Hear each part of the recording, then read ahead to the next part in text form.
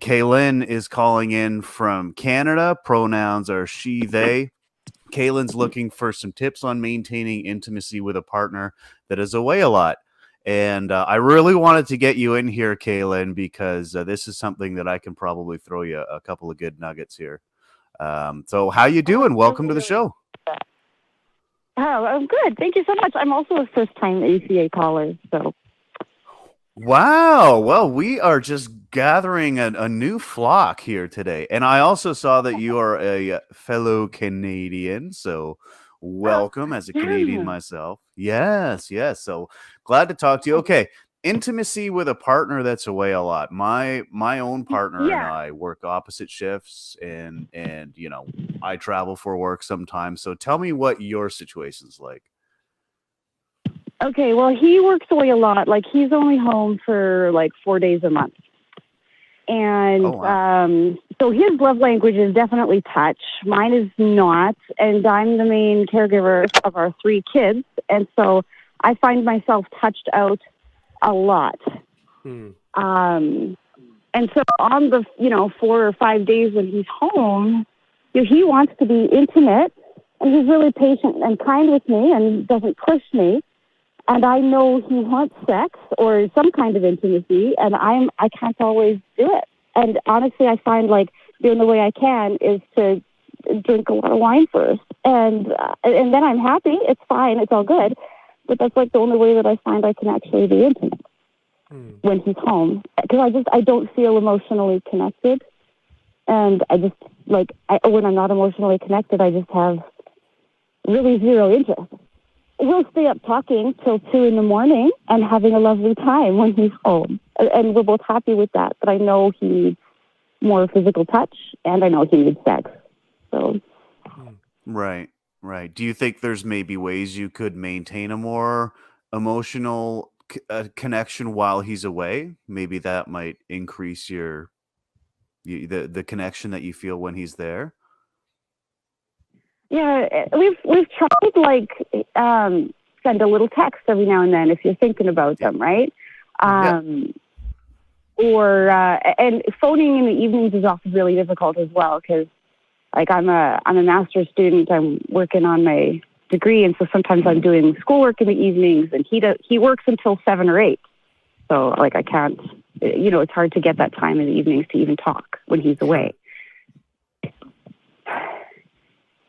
Yeah, that's tough. One thing that my partner and I do, aside from just texting each other when you're thinking about them, is ask for a picture of where they are right now, or ask for something that connects you to where they are and what they're doing. If that's possible. I don't know what your partner does, but that really helps for me to see what my partner is seeing. And especially as a man, who we tend to be visual. So, show them what you're up to. It's not just about the text. It's about something that's a little more tangible and might sink in a little bit more.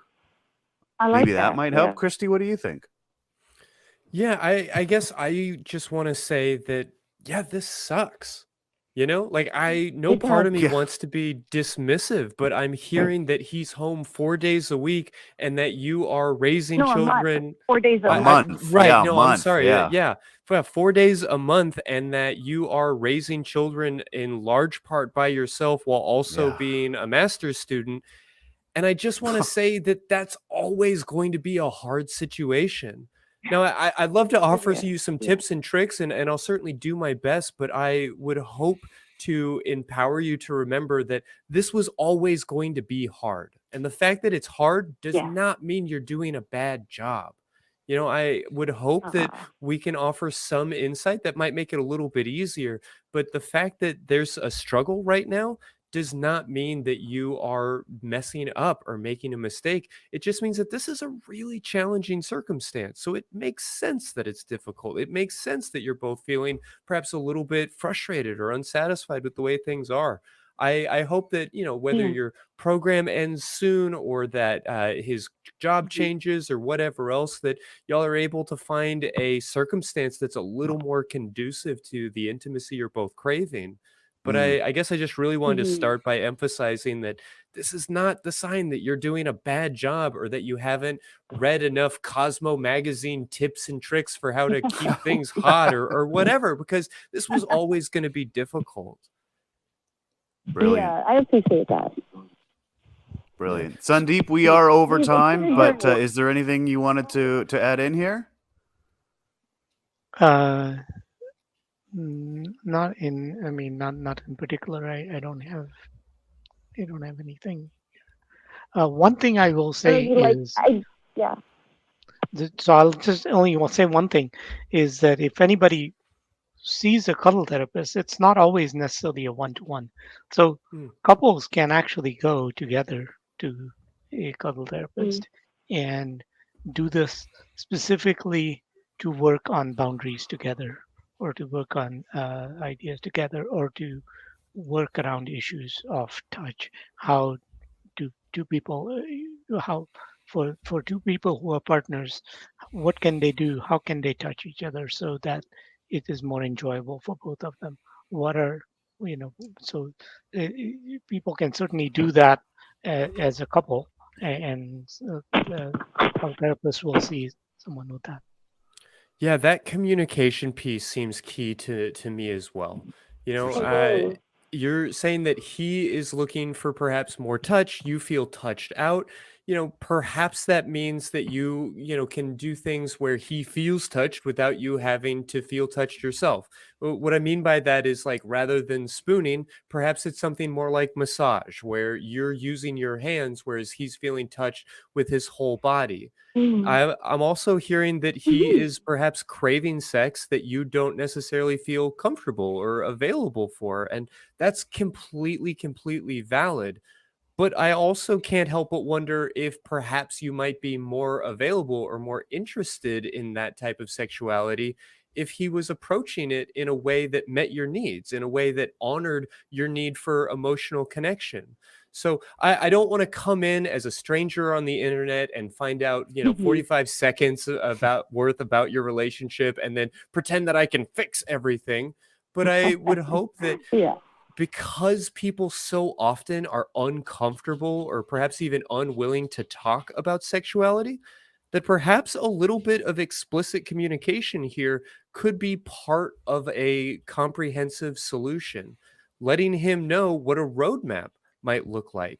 People so often think that in order for sex to be real or good or meaningful or purposeful, that it has to be just purely organic, that it has to just like spring forth from the ground, fully formed and ready to go, when most of us need a little bit more intentionality. And if he is approaching you in ways that aren't necessarily meeting your needs or getting you excited, perhaps you can let him know what a different approach might look like. To give him a roadmap, so to Oh. speak. If you want more sex, I need you to X, Y, and Z. If you want more sex, I need you to sit down across from the kitchen table and have a conversation with me first. If you want more sex, I need you to kiss me first, or make these types of requests of him and give him a little bit of a roadmap of what you're looking for. Now, I won't pretend that that fixes everything, but how does that idea resonate for you? Oh, it really does. You're right. Like, I feel like, oh, it's supposed to be organic, but I know he's totally willing to sit down and have that kind of a conversation. So I think that's probably a good first step for us. Yeah, I hate that people feel like sex doesn't count if you talk about it first. Like you are supposed to just be Yeah. so consumed with passion and so much on the same page that everything will magically fall together. And we've spent the last hour and a half talking about something as simple in gigantic sarcastic air quotes for the podcast audience, something as simple as cuddling, when in reality, there's so much value in going through the communication. I mean, Sundeep laid it out for us. That hour-long workshop beforehand might be, seemingly unnecessary, but actually going through the motions of having that conversation can empower you in so many ways. So I if you really wanted to dive into it, Sexual Intelligence by Marty Klein is a bit of a tome of a read, but it will give you incredible skills for how to communicate about these things clearly. Otherwise, it might be worthwhile to just think to yourself, well, what would it take for me to want to have sex more? Not how do I force myself to have sex, but what would it take for me to want to have sex more? And if you have a answer to that question, perhaps you can share that answer with him. Yeah, I really, really love how you worded that. That's really resonating. How do I want to have sex more? Yeah. Yeah. Well, I hope that Brilliant. that helps. And definitely talking to a professional, whether independently or together, could be incredibly useful. So I definitely want to recommend, if you feel like this is something that's going to be challenging to get over, that you perhaps work with a therapist or something along those lines. But again, I'm hoping that this is a short-term season in your life, because this was always going to be hard. And the fact that it's hard does not mean you're doing a Yeah. bad job. It just means that it's hard. Yeah. We were hoping this ends next April, but it'd be really nice to make things better in the meantime. Yeah, I hear that. Well, we certainly wish you the best of luck. And, depending on how that conversation goes or whatever else might come up, please shoot us an email or give us a call or whatever else. We'd love to get an update. Really, really appreciate that, and really enjoyed listening to your conversation on cuddle therapy too. Really, really interesting. Yeah, well, thank you so much. It sounds like you very much have your hands full, which does not surprise me in the least bit. Best of luck to you. Thank you. Thank you. Take Kaelin, care. thank you for calling. Yes, amazing. Oh, Christy, such great advice all the time.